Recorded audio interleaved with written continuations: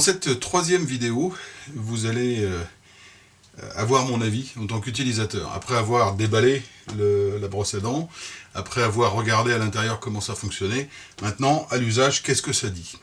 Bon, la première des choses qu'il faut savoir, c'est que quand vous démarrez votre brosse à dents, il y a un petit programme qui permet aux nouveaux utilisateurs d'avoir une puissance, ou tout au moins une vibration croissante, de façon à les habituer. Bon, ce programme peut se désactiver, mais il ne faut pas être surpris au début, c'est très soft. Ensuite, de façon à préserver et à éviter les mêmes problèmes que sur la Philips Sonicare, moi je vous engage, après chaque utilisation, à enlever la brosse, éventuellement la ranger dans le petit support là, et à la passer rapidement sous l'eau, de façon à éviter l'accumulation de dentifrice qui aurait tendance à attaquer le joint et puis après faire de l'humidité à l'intérieur et tout détruire. C'était déjà le cas sur la Philips Sonicare. En ce qui concerne la batterie, alors la batterie, moi j'ai utilisé cette brosse à dents depuis maintenant près de 2 mois. J'ai essayé à un moment donné de ne pas la charger pendant 2 semaines, avec 3 brossages quotidiens. Pas de souci, ça tient et ça marche, donc ce qui permet de partir en week-end, de partir en vacances, sans emmener le chargeur. Alors à noter que, comme je l'ai dit, à mon avis, le mouvement est moins fort et moins violent. Donc on avait déjà la même durée de vie sur les batteries Sonicare, mais le moteur consommait plus d'énergie. Là, il en consomme moins, la batterie est plus petite, 15 jours, ça passe, ce qui est quand même vachement pratique et vachement sympa. L'autre chose, c'est qu'a priori, elle est assez silencieuse.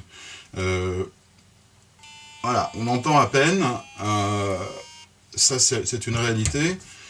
La Sonicare, bon, est beaucoup plus bruyante, même si je ne sais pas si c'est vraiment le bruit d'origine, puisque celle-là, c'est une que j'ai depuis 3 ans, ouais, 3 ans, et que j'ai réparée, enfin bon, donc, mais en tout cas, on voit qu'il y a une différence de puissance, ça c'est clair.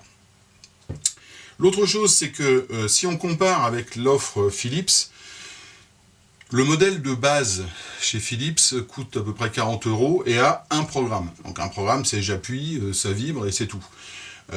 Sur les modèles un peu plus évolués, vous avez des programmes divers et variés. Vous avez plein de gadgets sur les Philips Sonicare, du Bluetooth, de tout ce que vous voulez, qui sert strictement à rien d'ailleurs, si ce n'est à se faire plaisir.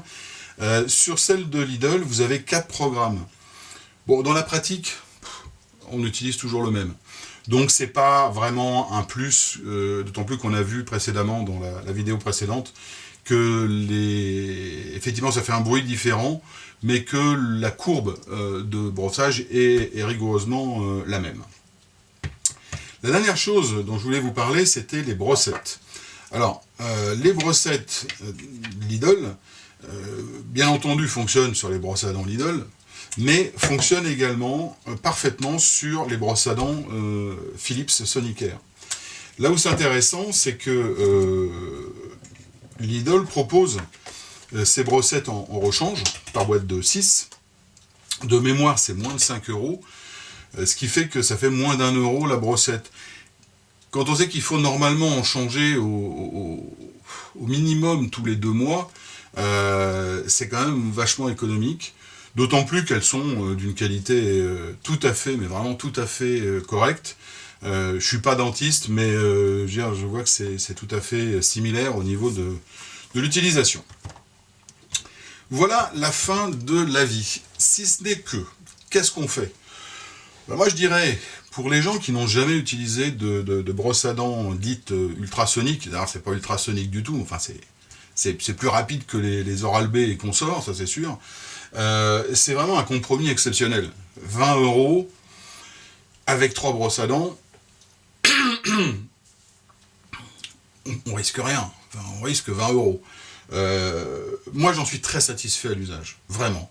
De temps en temps, j'essaie de réutiliser la Sonicare pour voir s'il y a une différence, hormis le bruit et la force du brossage.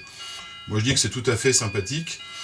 Il est très probable que la durée de vie sera plus courte sur des Nevadents, enfin sur la Lidl, parce que comme on l'a vu, c'est quand même un peu light au niveau du montage par rapport à Philips. Mais Philips a cet énorme problème qui est décrit dans ma vidéo sur la Philips Sonicare du joint, qui fait que tout le reste est super, mais le joint c'est vraiment un sacré point faible, qui peut réduire la durée de vie à peu près 1 an, si on n'y fait pas attention. Si on y fait attention, celle-là, je vous dis, ça fait 3 ans, elle était récupérée, donc elle a au moins 5 ans, fonctionne parfaitement. J'ai changé une fois les batteries. Donc, résumons-nous, oui pour la brosse à dents Lidl, pour essayer, pour voir. Après, si vous voulez un peu plus de puissance, et puis si vous voulez du Philips, vous pouvez toujours acheter du Sonicare, mais franchement, pour 20 €, n'hésitez pas. À très bientôt.